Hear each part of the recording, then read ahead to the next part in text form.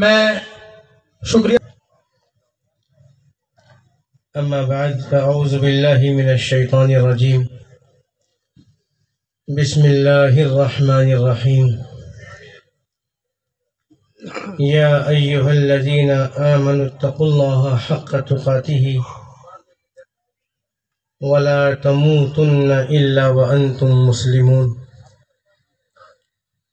وقال اللہ تعالی ربنا لا تزغ قلوبنا بعد إذ هديتنا وهب لنا من لدنك رحمة إنك أنت الوهاب.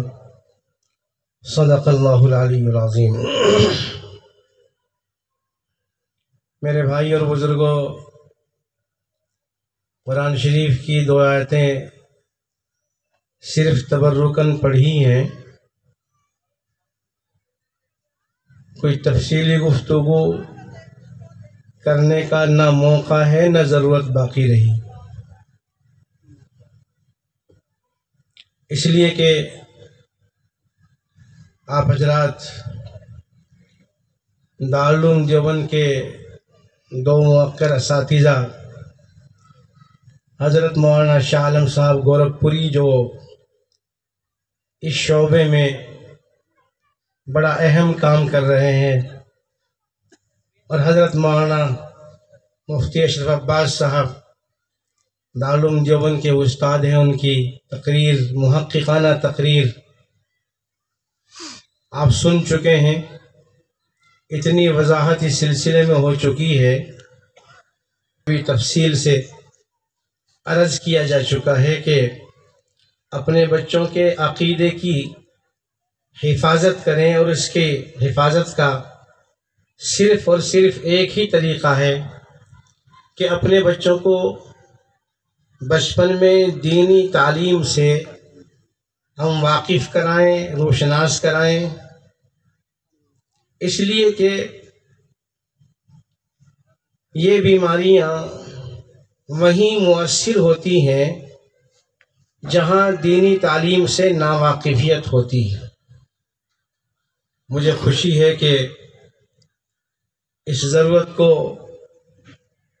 ہمارے محترم قاری محمد طالب صاحب حضرت مولانا محمد علی سے ہوگی. بہت سارے وہ لوگ جو باقاعدہ عالم نہیں ہیں یا نہیں ہوئے، پہلے بھی ایسی مثالیں موجود ہیں کہ وہ باقاعدہ عالم نہیں تھے، کسی ادارے سے فارغ التحصیل نہیں تھے، مگر انہوں نے علماء اور بزرگوں کی صحبتیں پائی تھیں، جس کی وجہ سے انہوں نے بھی عقائد کے تحفظ میں بڑا کردار ادا کیا ہے. اس لیے یہ سمجھنا کہ یہ کام صرف طبقہ علماء کا ہی ہے، ہماری کوئی ذمہ داری نہیں ہے، ایسا نہیں ہے. جب ہم کسی چیز سے واقف ہو گئے تو اب دوسروں کو واقف کرانا ہماری ذمہ داری ہو گئی. یہاں علماء ہیں، ائمہ مساجد ہیں، اور معزز علاقے کے ذمہ دار ہیں. عصری تعلیم یافتہ حضرات کا بھی اجتماع ہونا چاہیے، جو اس غلط فہمی میں مبتلا ہیں اور اپنی اس غلط فہمی کو دوسروں تک بھی پہنچانے کی کوشش کرتے ہیں. سب نہیں ہوتے، بعض ہوتے ہیں جو یوں کہتے ہیں کہ مسلمانوں کو پیچھے رکھنے میں علماء کا اور دارالعلوم دیوبند کا ہاتھ ہے. ایسے لوگ موجود ہیں، میں نے خود اپنے کانوں سے ان کی گفتگو سنی ہے. حالانکہ میں سمجھتا ہوں کہ اس وقت ہمارے اوپر اللہ کی جو بہت ساری نعمتیں ہیں، ان میں ایک بڑی نعمت دارالعلوم دیوبند کا وجود ہے، مظاہر العلوم کا وجود ہے، مدرسہ شاہی کا وجود ہے، اور دیگر بہت سارے ادارے جو ان کی شاخیں ہیں ان کا وجود ہے. آج اس ملک میں مسلمان جو پوری شان کے ساتھ میں، ایمان کی بقا کے ساتھ میں موجود ہیں، وہ صرف اور صرف ہماری اکابر کی قربانیاں ہیں، جنہوں نے دارالعلوم دیوبند کو مظاہر العلوم کو اور دیگر اداروں کو قائم کیا، وہیں سے فارغ، وہیں سے فیض حاصل کرنا کم ہو گئی ہے۔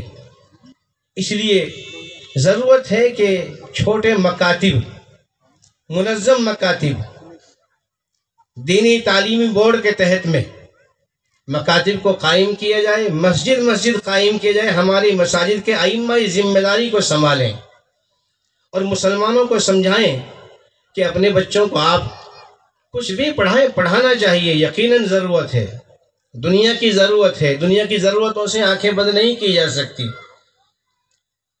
لیکن اسکولوں میں بچوں کو بھیجنے کے ساتھ ساتھ ان کے دماغ کو محفوظ رکھنا ضروری ہے، چونکہ بہت سارے جراثیم وہیں سے پیدا ہو رہے ہیں۔ تشکیک جسے بولتے ہیں، شک پیدا کر دینا، کسی مسلمان کے دماغ میں شک پیدا کر دینا، ایمانی عقائد کے بارے میں مختلف چیزوں کو سامنے رکھ کر بحث کر کے جب آدمی تشکیک میں، شک میں مبتلا ہو جاتا ہے، پھر یہ شک اس کا آہستہ آہستہ بڑھتا چلا جاتا ہے۔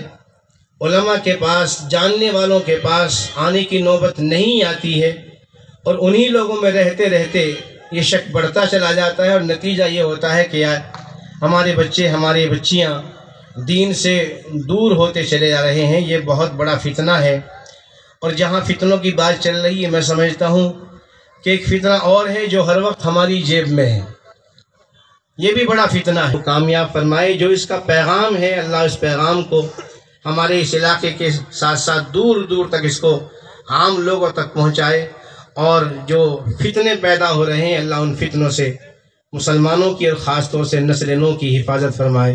وآخر دعوانا ان الحمدللہ۔